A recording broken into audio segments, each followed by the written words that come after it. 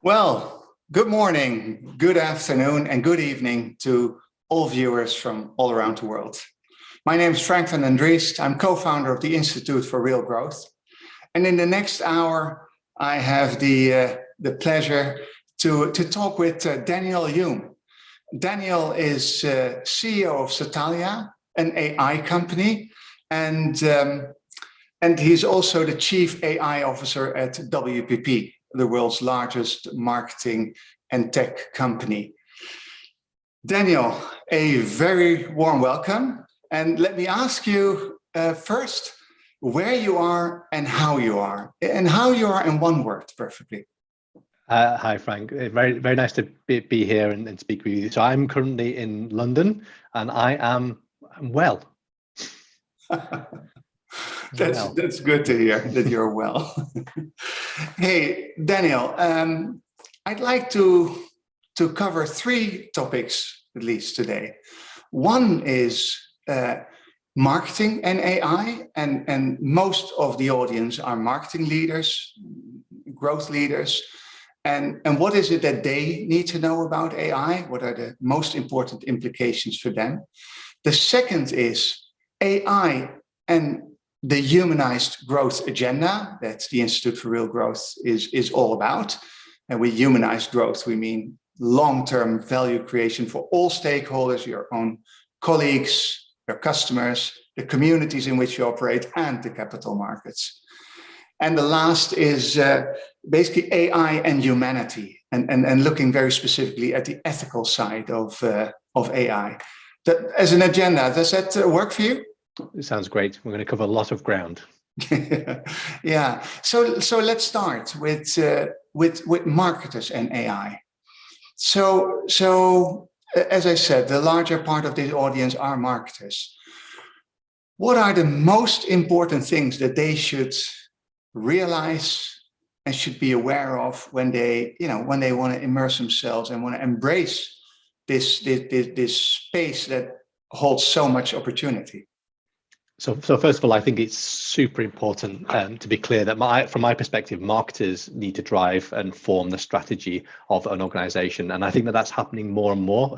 Companies are waking up and realizing that marketers are the real key drivers of strategy. And as part of that, they need to understand what these technologies are, what they're not, what impact that they will have on organizations, on society. And so I guess we can start with some of the definitions around AI, and that there's a huge amount of misunderstanding, misinformation about these technologies, and as strategists, I think it's important to be clear. So there are actually two definitions of artificial intelligence. The first one is popular but weak, which is getting computers to do things that humans can do. Over the past decade, we've managed to get machines to do things that traditionally only human beings can do, and this is being now applied to removing frictions from within organizations where humans are typically the bottleneck. So that's one type of technology that's very, very good at essentially automating human tasks.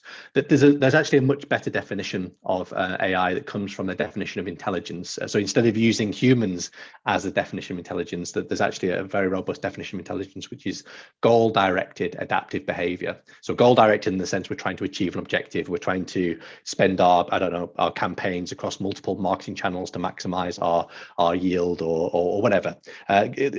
Behavior is how quickly we can answer that question. And actually some of these problems are incredibly complex to solve, which is why algorithms and AI is important. But the key word in this definition is adaptive. Ultimately, what we want to do is make decisions, learn about whether those decisions are good or bad, adopt your own understanding of the world so that next time you can make better decisions. And that's the kind of word that I want people to think about as the theme throughout our conversation.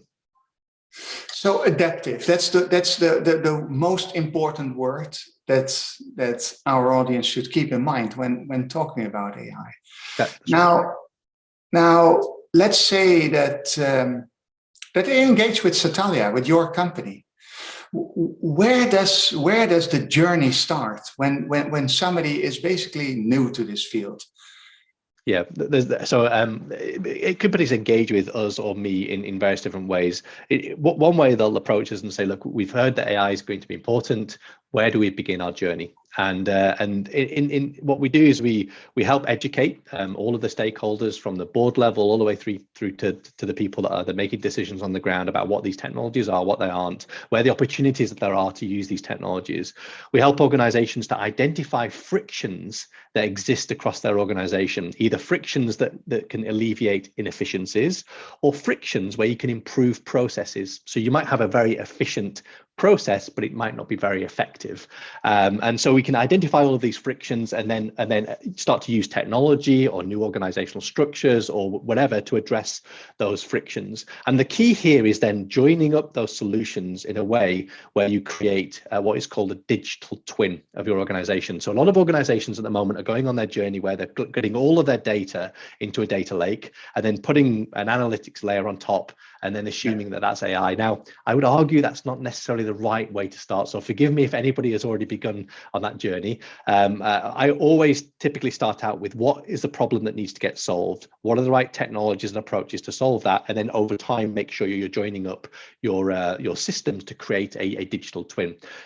Organizations will come to us at the beginning of that journey or halfway through that journey, or they might just say, we've got a problem that we need you to solve. And sometimes technology is the right way of solving that problem. Sometimes it might be an organizational structure. But the power of these digital twins, if you can create a connected supply chain and connect that to marketing, it means that you can create a simulation of your organization, and that will allow you to simulate scenarios. So if I create a certain demand over here, what impact will that have on my supply chain? Will I be able to fulfill the customers? But where organizations are ultimately going is creating these digital twins, and Satalia helps organizations go on that journey. So some companies are very, let's say, data rich because of the nature that it might be direct to consumer, but others are not. Is AI for them? Yes, there's a lot of, again, myth around the importance of data. Maybe I can give a couple of examples. We were approached a few years ago by a low-cost airline, and this low-cost airline wanted to predict who was going to churn on their website. So they say, look, we're collecting where people are clicking, we're collecting their purchase history, their behaviors, we know the name of their dog, we know what they're going to have for dinner. What we want you to do, Daniel, is predict if they're going to go and churn and both buy from another low-cost airline. And I said, well, why do you churn? Why do you go and buy from another low-cost airline? And they said, well, price. And I said, well, are you collecting your competitor pricing? And they said, no. Well, if you don't give me that data, I'm not going to be able to find the signal that makes a prediction. You give me all of the data in the world, but if it doesn't contain the signal, I'm not going to be able to make the prediction. And actually, we find that human beings are a good place to start. There'll be human beings in your organization that are already using lots of different data sources to be able to make good predictions. And we always start there and then see if there are other data sources that can augment what the humans are using to enrich the prediction. The argument for a data lake, and let me give you another example, is this is not my example, this is somebody else's, but a short-term loan company wanted to predict if people are going to default on their loan. So this is where you borrow €1,000 and at the end of the month you have to pay the €1,000 back, otherwise you pay lots of interest. And they said, look, we're collecting their LinkedIn data, their Facebook data, all of their social data, and all of that data was actually useless. There were two really good predictors of default. The first predictor was a font, a typeface that was kept in their internet cache, and that font is often found on gambling websites. So that was indicating that they were gamblers and you were likely not to get your money back. The second predictor was the number of mistakes they were making when they were filling out the online application form for the loan. And that was an indication of whether they're intoxicated or high. So if you're drunk, you probably want to borrow more money to get more drunk. Now, it might be that a human being wasn't created enough to come up with the data that required you to obtain those signals, in which case having a data lake is quite useful. But for the most part, a lot of organizations can start with what data is the human using and then build an AI solution that typically outperforms the human being. You don't have to start with your data lake. It's actually the very core. It's almost like back to the basics for marketers. Start and understand your consumer, the journey and the friction points on their journey. Indeed. That's your starting point, rather than, because I could also imagine if you have a ton of data, let's say of a booking website or whatever, companies that are typically data rich, that just by mining that data, you might find patterns that are surprising and that might actually give you insights to improve. So is it an and, or would you say, no, really start with your consumer, their insight, their journey, and their frictions? Yeah, I think now, and I'll explain why I think this is important now, is that you need to start with the problem that you need to get to solve, and you need to go to the domain experts that can help you understand how you might be able to make those predictions. Because there is a default for companies to say, well, let's just give our data to loads of smart people, historic data, and they will find the needles in the haystack to help us make these predictions. And the reason why this is failing is because most companies, forgive me to geek out a little bit here, they approach prediction problems as what are called first order chaotic problems, where you take 3 years of history and you want to predict the future. Now, first order chaotic problems, you can take historic data to predict the future, but most problems nowadays are actually called second order chaotic problems, where you can't take the past to predict the future because the world as it is now never existed like it did in the past. We didn't have COVID. We didn't have an uncertain economy in the past. So it was very, very different. So what you have to do is you have to look at real-time indicators. You have to collect data from what's currently happening in the world to be able to make your predictions robustly. You're not going to be able to find those signals in your historic data. And now the reality is you need to combine both of these. And the reality is you need to have deep specialized expertise in finding those patterns, but you should always start with the problem, the domain experts that can help you highlight how to solve that problem, and then the smart people, the smart tools to help solve it. Yeah, it's interesting because you very much at the beginning, you actually mentioned in almost like a side sentence, oh yeah, and by the way, marketers should be responsible for strategy in a company. Can you elaborate on that for just so there will be a lot of viewers listening very carefully now. Absolutely. So as far as I'm concerned, the board, the governance function of an organization should be setting the vision. They should be saying, where do we need to get to in 2, 3, 5, 8 years? What should happen then, I think, is the marketing team should then say, this is how we're going to achieve our vision. This is the positioning of our products. These are the market segments we're going after. This is how we're going to go after them. And they should be forming the strategy to be able to achieve that vision. And it's, the marketers tend not to necessarily always be respected in that way. In Satalia, our marketing function is absolutely the owners of the strategy. Now, this is why I think digital twins are important, because a digital twin can allow you to get visibility across your organization. As I said, if you can create a digital twin of your company, what can happen is that the marketing team can say, if we ran this campaign, we expect to generate this amount of demand, 20% demand, let's say, and this is the impact it will have on our supply chain. Does that mean that we need to build another warehouse? Does that mean we need to put more people in a store? Does that mean what frictions will we have that we need to alleviate? But if we create a digital twin, marketing can come up with lots and lots of different strategies to drive demand that will mean that the supply chain can fulfill that demand without actually having to run those campaigns. So that's one strategic perspective where we can make sure that we're fulfilling the promise that we're giving to the customer. The second perspective, and I think this is really interesting from a digital twin perspective, is that instead of marketing creating demand, what you can do with digital twins is you can identify capacity within your supply chain. You could say, we've got additional products in this warehouse, or we've got more staff members in this store, or we've got this vehicle over here that's sitting there not doing anything.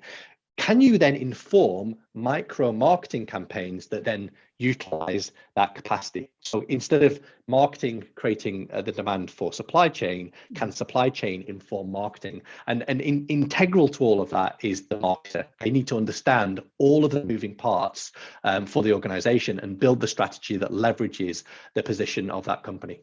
Listen, I'm 100% convinced that viewers will see this as a very compelling vision for marketing. I think I don't see it happening a lot that way. Do you? I mean, is this a reality in big companies? Let's start with big companies. Yeah, they say that the future's here, it's just not evenly distributed. So I know of some organizations that are trying to now create this simulation, this digital representation. I think most organizations are 5, 8, 10 years away from really building these simulations. So for the most part, they have across their supply chain and even in their marketing functions, they have tools or assets that are solving specific problems across their organization, whether it be identifying, customers personas, or routing your vehicles to do deliveries, or scheduling staff in your workforce in your warehouse. The organizations typically have these point pieces of software, and actually human beings are also integrated into that whole process, which is often a bottleneck. And whilst each one of those things might be optimized for that part of the process, you don't have this holistic orchestration. And so I think organizations first of all need to figure out what their strategy is in creating a digital twin. They need to fill in those gaps, and then they need to join them up so you can orchestrate across all of those different things and optimize for the whole business. So the reality is, I think that we're 10, 15 years away for most organizations. Okay, so is there a practical implication? I mean, 10, 15 years sounds like by that time, man, I might be retired, or I'll be definitely in another company or another job or whatever.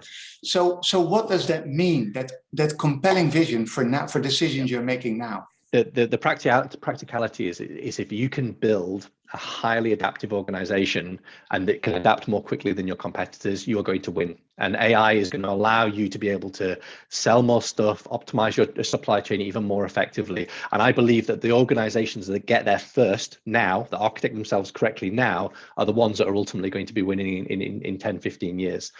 So I think that making these decisions now is crucial. I'm seeing, again, a lot of organizations invest in technology in the wrong way. So again, I allude to this idea of building data lakes, and I think that that's not always the right thing to do. I think 80% of data lakes, unfortunately, will fail. I think that's a Gartner statistic. In fact, organizations that haven't actually started that journey yet might be even in a better position than organizations that have started, because they can now, if you haven't started, you can architect yourself for adaptation. The faster you can adapt, the faster you can innovate, the more quickly you win. Yeah. It's that notion of the adaptive company. I think it's interesting, because I was in the pre-chat, I was telling you that we're organizing this retreat in Panama, where we're also using biomimicry. So basically things you can learn from nature and apply them to the organization. Well, probably the most important law in nature is that it's not always the fittest that survive, but it's actually the most adaptive that do.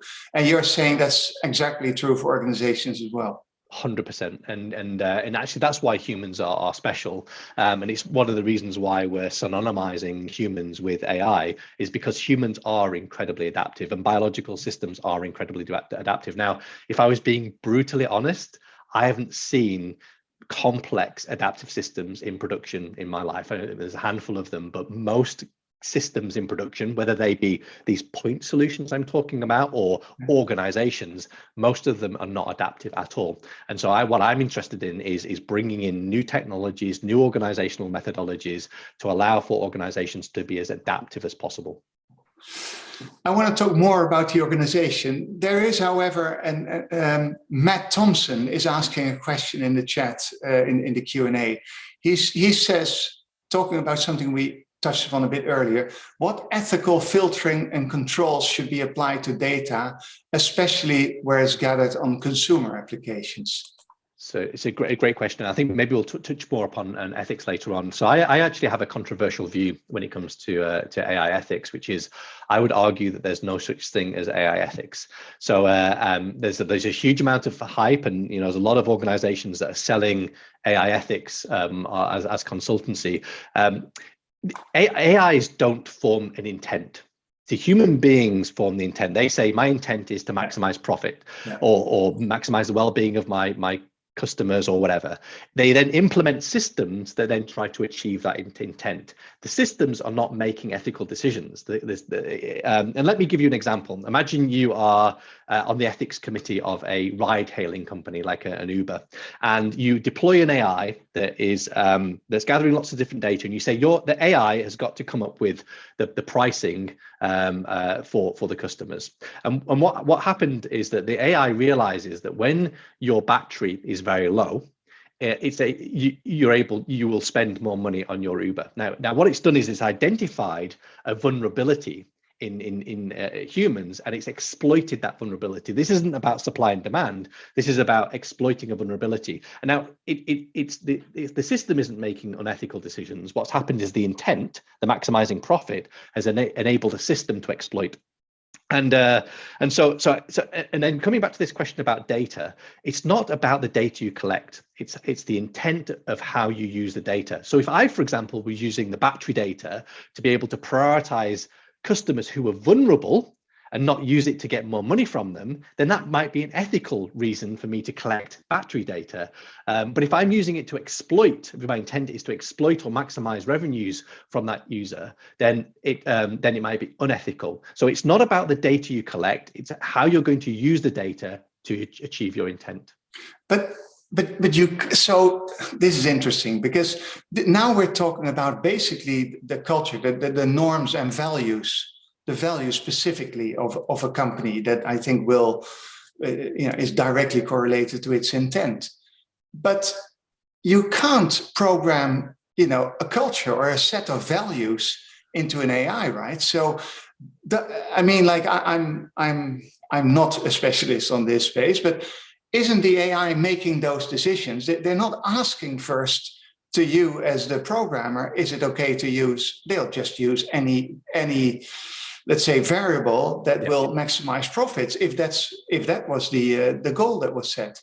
Yeah, that's right. So that's why it's important for the human beings, when they are designing these systems, that we have as many diverse perspectives as possible to make sure that we're spotting whether that system has the potential to be exploitative. So, and that's why diversity and inclusion is actually incredibly important. It's because we want to make sure that we're having perspectives of psychologists and historians and geographers that make sure that the systems that we build are safe, and that they're creating a society that is fair, that is equal, that is just.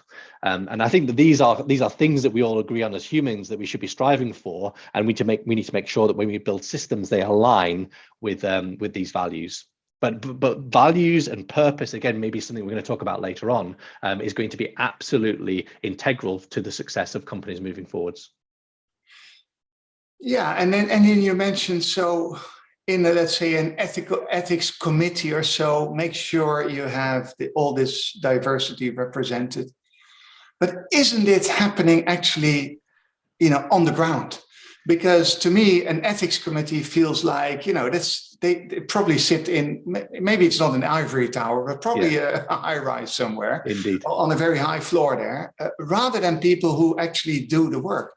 Yeah. Isn't it about really engaging those people, the decentralized people who actually do the work, and instill those values and that good intent in their decision making? Absolutely. So this probably moves us quite nicely onto the kind of middle part of this discussion around, and I think addressing one of the questions that has also been raised. So you're absolutely right. I think that ultimately every decision that needs to be made in an organization, whether it be some code that needs writing or a customer that you're going to be working with, you need to make sure that you've got the best representative of people to be able to make that decision. Now, unfortunately, most organizations are organized as hierarchies, which means that you're not necessarily fluid in your ability to bring the right people together to make a decision about feedback, about hiring, about firing, about what customers to go after, about what code to write. And I believe that what AI will do is that it will change how organizations actually function, making them much more adaptive. So maybe just to highlight this, we'll be using technology to sell more stuff, to profile our customers and all that kind of stuff. We do that. We'll be using AI to optimize our supply chains and make them efficient and hopefully meet our net zero. But if we are not applying these methodologies to unlocking the creative capacity of our employees, if we're not enabling them to be able to make good decisions, empower and make them accountable, then we're going to be dying from the inside. So one of the things I'm extremely passionate about is reinventing how organizations operate to unlock that creative capacity of our employee base. Well, of course, now I'm going to ask, so tell me more about it. How does that work? Because I think, in our work in our CMO leadership programs, we did a big study on growth, blockers and drivers of growth. And by far the number one of those is silos, it's internal walls, et cetera. So this sounds like a trophy. This is something we all want. Yeah. So how realistic is it, and how do you do that? It is, and it's something that kind of is built into the foundations and philosophy of Satalia from the very beginning. So I think that there's three things here that we need to talk about. One is, first of all, attracting talent in the first place, and again, I think I work with a lot of leaders in big companies. I ask them, where are you on this matrix? How sexy is your brand or your industry, and how interesting or challenging are your problems? Because if you're not sexy and you don't have interesting problems, you're not going to attract this type of AI talent. Yeah. If you're sexy, you've got interesting problems, you'll attract talent and they'll most likely stick. But if you're deficient in this matrix, you'll attract talent and they'll leave after a few years. And that can be more dangerous to your company than not being able to attract talent at all. But it's very important to be honest with yourself on that matrix, because that will determine whether you hire your own team, work with a third party, hopefully like Satalia, buy technology off the shelf. So you need to, first of all, be honest with how you're going to engage with talent. But then what you need to do is enable that talent to innovate, to thrive.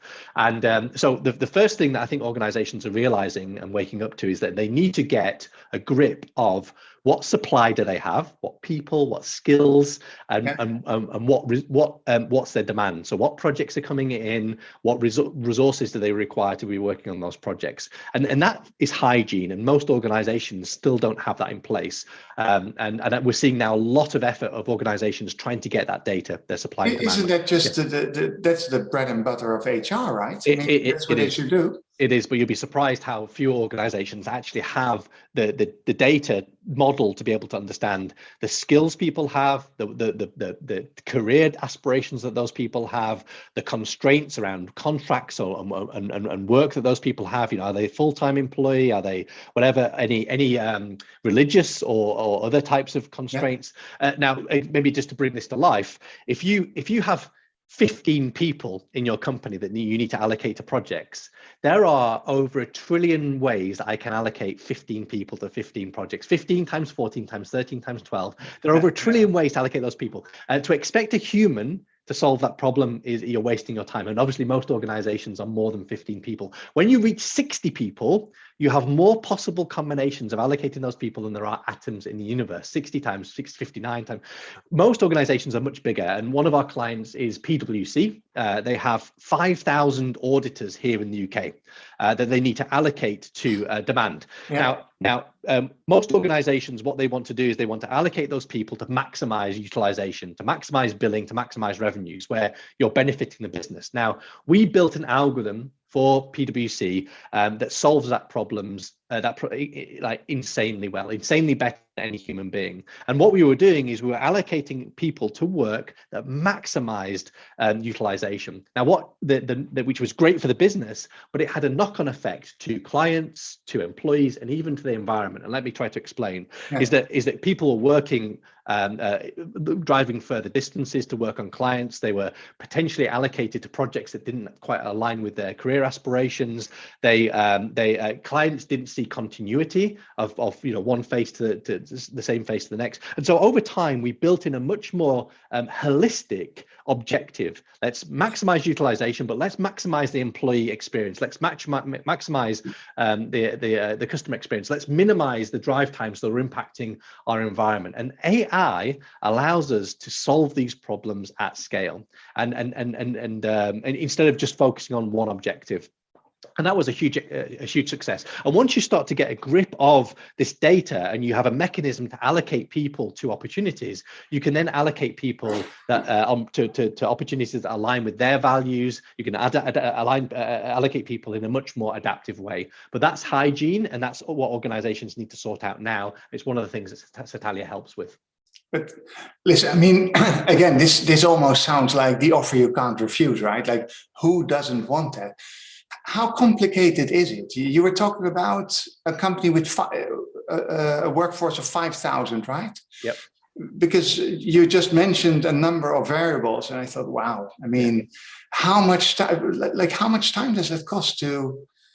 How realistic is it for viewers to think, hey, I can do that as well? Yeah, so I think that once you have an employee base above 150, you really need to be thinking about allocating people to opportunities using algorithms as opposed to having planners or it happening organically. And it has many other benefits around, again, inclusivity and equality. The big barrier that organizations have is getting their data in one place, and unfortunately, it's just something that we're going to have to work through. I think with some of our clients, we pull together data from many different data sources to be able to then solve these problems. But if you're not doing it, you're not going to be able to adapt and be agile and allocate people. The other thing as well that this unlocks, so the reality is that organizations have to do this, otherwise they're going to be in trouble. And I don't see enough business cases where they're saying, let's not just use AI to sell more stuff or to remove this friction. Let's use AI to improve the well-being of our employees. We need much stronger KPIs around the benefit to the organization of improving well-being. But if once you do have this view, this information, you can then start to decentralize decision making. So let me give you a crazy thing that we used to do in Satalia. We used to ask everybody every year to make public recommendations for their salary. So if everybody here on the call would make recommendations for their salary, and everybody would have visibility and make a decision on whether they think that is too high or too low or just right. And you would use AI to determine how many votes one person has for another. So if I've worked very closely with you over the past year, if I'm very knowledgeable about your domain, I will have more votes for your salary than somebody else. And this is a concept called liquid democracy. If we're able to understand people's skills, their relationships, their preferences, we're then able to understand their relationship between themselves and decisions that need to be made, whether they be salary decisions or feedback or whatever. And this is then the next step to being able to allocate people in a much more agile and adaptive way. Wow. And I was almost, I won't going to ask, so what salary did you put yourself on? Well, actually, I can be honest with you. Actually, in my case, I didn't suggest to increase my salary, but the organization said, what are you talking about, Daniel? You need to go away and increase your salary. Now, just as an aside here, it turns out that females tend to undervalue themselves when it comes to salaries. I think that's already well known. And we had scenarios where the organization was swarming around these biases that the females had and said, go away and come back with a bigger number because you are undervaluing yourself. So by crowdsourcing and by creating this weighted democracy of decision making, it alleviated some of the biases. It was a much fairer way of making decisions. Just out of interest, so you said females would, let's say, rate their own salary for themselves lower. Yep. Was it also so, because I've also read that from headhunters and so on, that people judging females will judge them lower because of their sex than males. Did you see that as well in your experiment? Yeah, well, we didn't go too deep into this, but absolutely. So, and that's why it's important to have a diversity of opinion. If one person over here says this person's worth X and another person says this person's worth Y, for me, there's a delta that needs closing. What is the information that means that these people will agree? Is it because you don't know what that person does, or you're biased, or whatever? But by understanding these deltas, we can then start to figure out how to close those those gaps, either by using data or by educating people or whatever. Hey, and so again, I want to ask, just linked to the first topic, the role of marketers, because this sounds like this. My initial thinking would be, this is, you talk to HR about these things, or is that not there? Do you also talk to marketers about these organizational adaptiveness? Because that's what you're preaching, right? 100%. And going back to this concept of strategy, what we find actually is by working with HR and the domain that we're applying these ideas to is the best combination. And actually, marketing and supply chain tend to be the two domains that are excited about these ways of working. Yeah. I want to continue and talk about the ethics discussion that we already touched upon a bit. We've had in our program Perry Nightingale, who you'll be familiar with, who showed us a lot about and taught us a lot about, let's say, the biases that can creep into, especially advertising. What is your engagement? What is your point of view on responsibilities of marketers when working with AI in something that's so influencing public opinion and perceptions? Yeah. Okay. So, well, there are actually ethical considerations when we talk about the workforce. So if I just go back to the idea of creating these digital twins of our workforce and knowing people's skills and preferences, etc. Now, actually, you can identify people, secret lovers in your organization. You can identify people who are going to leave the company before they know they're going to leave the company. So actually having this visibility, using data and AI to surface these insights does raise lots of interesting ethical questions. And that doesn't just apply internally in the organization, but it also applies to how we're engaging with our customers. And with my chief AI officer hat on, I'm facing into these questions every single day. And the reality is that there are no hard, fast answers. It's incredibly complex. And one of my goals over the coming years is to form positions that are defensible, that I hold not just WPP accountable, but I hold our customers, our partners accountable. So perhaps one example might be this. There's a concept maybe that Perry might have alluded to called homophily. Homophily is where we like to engage in people that are like ourselves. And now you could imagine a scenario in the future where we are, I don't know, walking into a store or living in the metaverse, and the AI has realized that if it wants to leverage as much value out of that customer, we need to have people in the store, in the metaverse, that look like us. So and now the question is, does that create social bubbles? Does that enforce entrenched biases? Is it a question? Well, the thing is, we don't know. I know. Well, you might hypothesize that actually it's much better to have diversity in how we engage with people. It's better for society. But if the data says actually we're more likely to buy from people that look like ourselves, this is the tension. These are some of the challenges that we have to ask ourselves. What do we want? Do we want something that's going to benefit society, or do we want something that's going to be benefiting the organization? Now, actually, I would argue we need to be transparent about why we are bringing diversity into the workplace and how we're engaging, because I think that can also be a good marketing campaigns by saying that we can get more out of you by having you sell to yourself, but actually we don't, because we don't think it's good for society, and this can be part of purpose and all that kind of stuff. But we are going to be facing into a huge amount of ethical considerations because of these technologies, which I'm very, very happy to now expand on, that we all collectively have to discuss and make decisions around.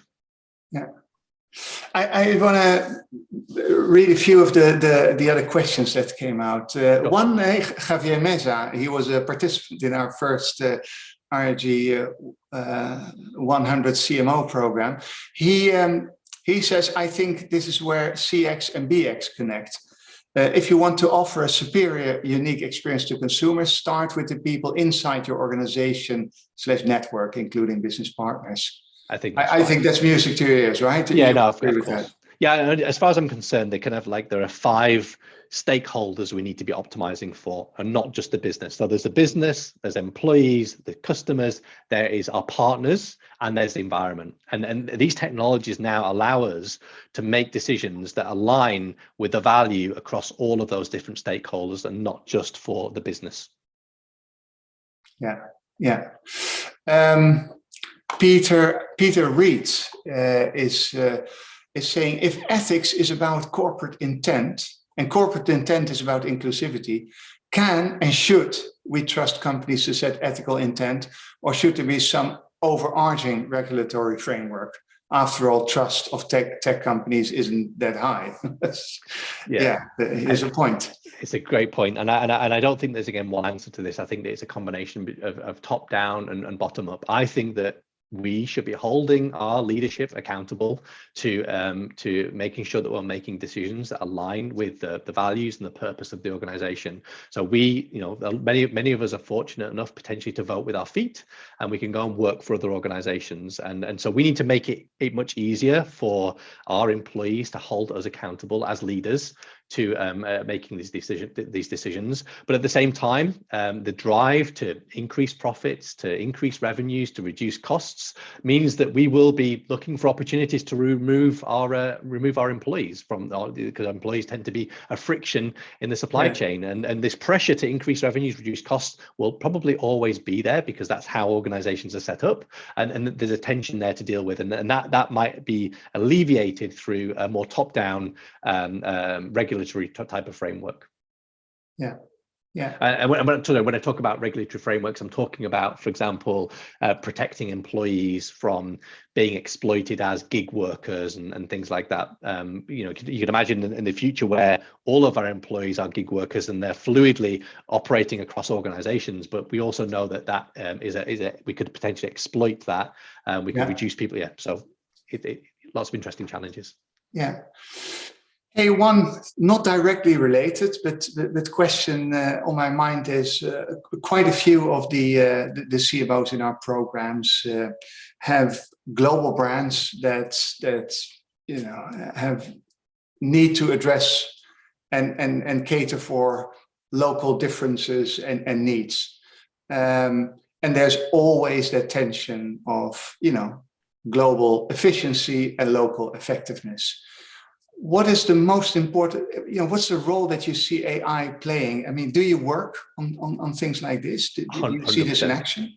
Something, again, I'm very, very passionate about. I think that there are some things that should be centralized and there are some things that should be decentralized. And I think one might argue organizations lean one way or the other, or have an impulse to focus on one or the other, and then shift after a while. Exactly, but the reality is that it, depending on the decision that needs to be made, it will determine whether it's centralized or decentralized.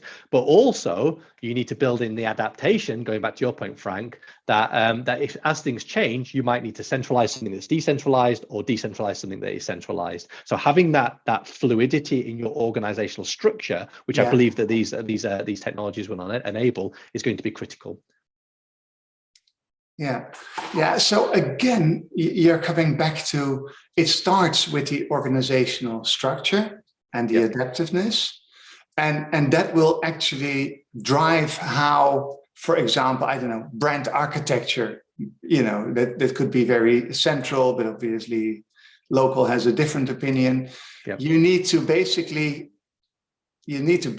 build the organization that caters for the right decision making there. That's what you're saying. Indeed, and the examples that we're starting to see now is organizations are realizing, for example, that there are salespeople in the stores that can predict footfall or predict the next trends better than the centralized creative team. And so there might be some things that the centralized creative team are very good at predicting, but also might not. And so the question is, how do you tap into that knowledge expertise and bring it all together so you're making good decisions. And that comes back to this concept of liquid democracy and fluid decision making. But you can start there. You could create a very simple scenario where you're asking, all corners of your organization certain questions about what they predict sales are going to look like, and you can then start to identify people who are good at making those decisions and ask them why. Is it because they look at the weather or they read certain magazines to allow them to make those decisions? They can build machine learning models. You can build AI around those data sets. Yeah.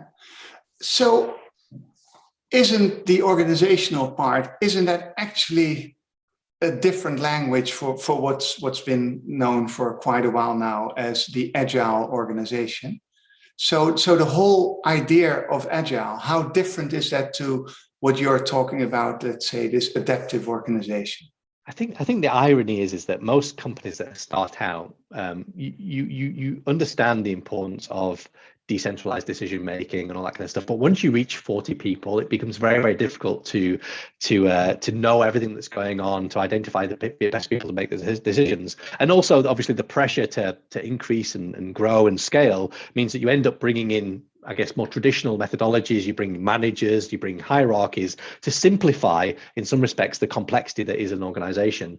Now, if you're lucky enough to be starting out this journey and architecting yourself in these new ways, fantastic. But most organizations are large and unagile.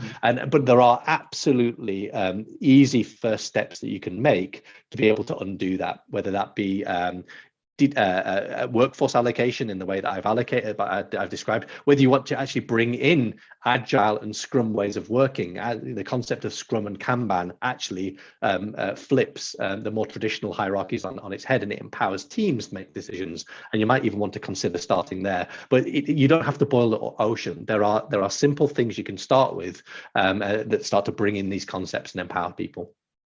Okay, so let's dig into that, and let's make that very, very practical, because I'd like the viewers, to take home some things they can consider doing tomorrow.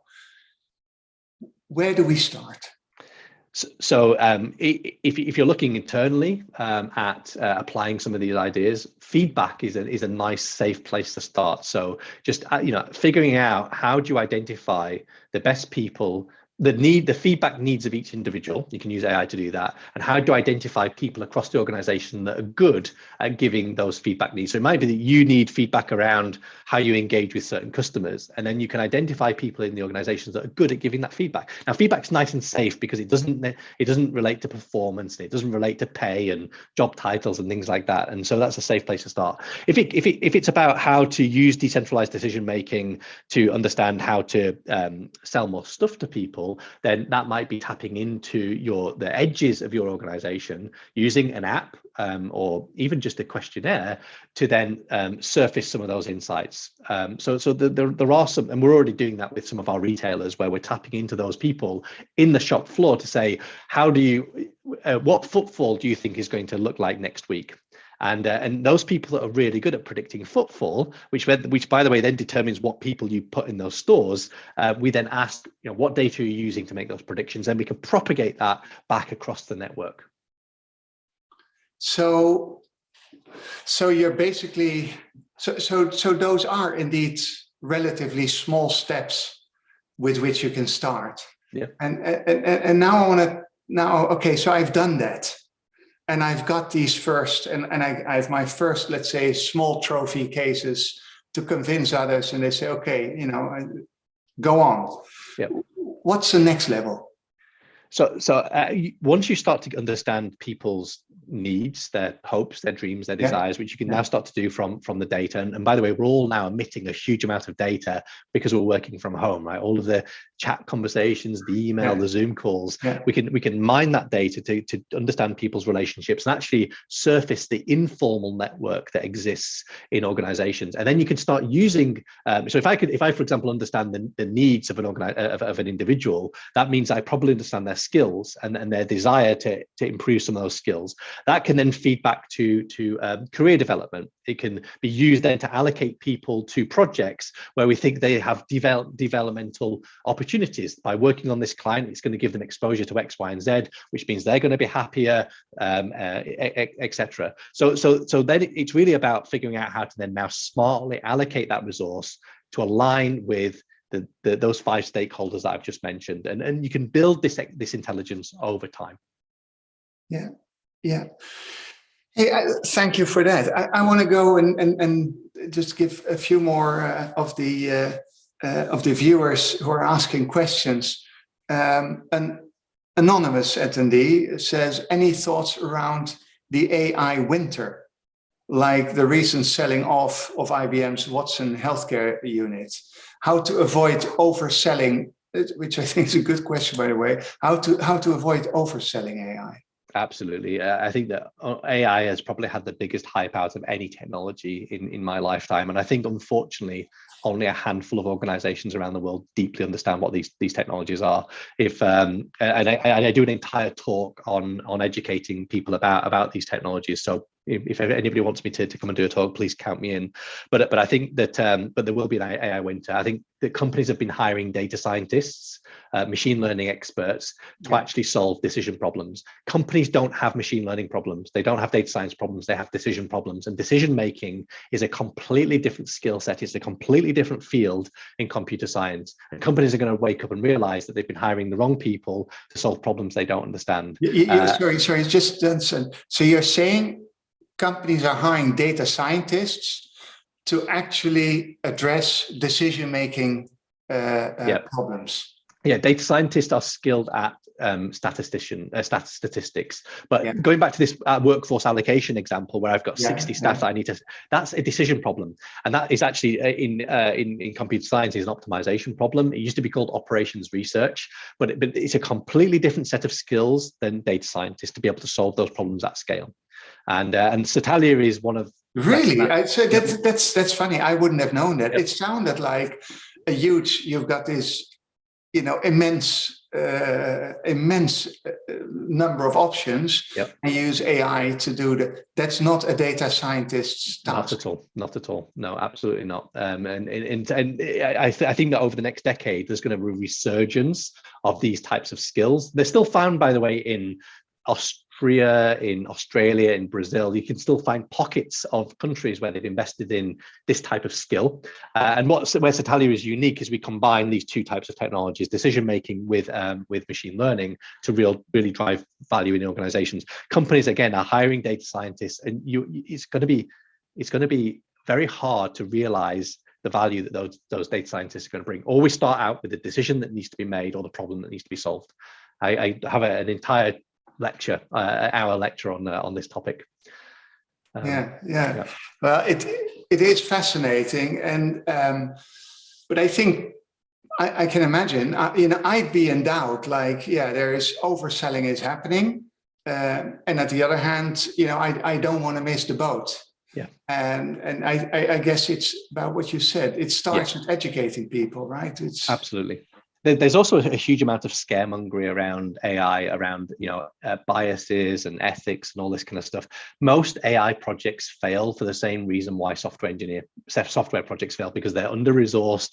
They don't have the right skills on the team. They haven't done the right testing. They don't fail for ethical reasons. They don't fail for the AI reasons. They fail for the same reasons. And so again, I would try not to get seduced by the scaremongering. By the way, I do think that AI will have the biggest impact on society out of any technology. I think that if we were to look 5, 10, 15, 20 years out, I think that we are going to radically change how society organizes. There's a deep concern, for example, about the impact on jobs, and maybe just to highlight this, there's a concern that whilst AI is able to free people up from tasks, the concern is that it will remove people from whole jobs. And I think that we do face a future where we have mass technological unemployment, where lots and lots of people are being removed from jobs, and our economies are not ready to deal with that. Now, if we get the time, how are you talking about now? I think 15 years we might really start to feel the pain. I think the next 10 years we're probably not going to see much change. But now people have always been able to retrain to get new jobs. The problem is that AI will be able to solve those new jobs more quickly than human beings will be able to retrain.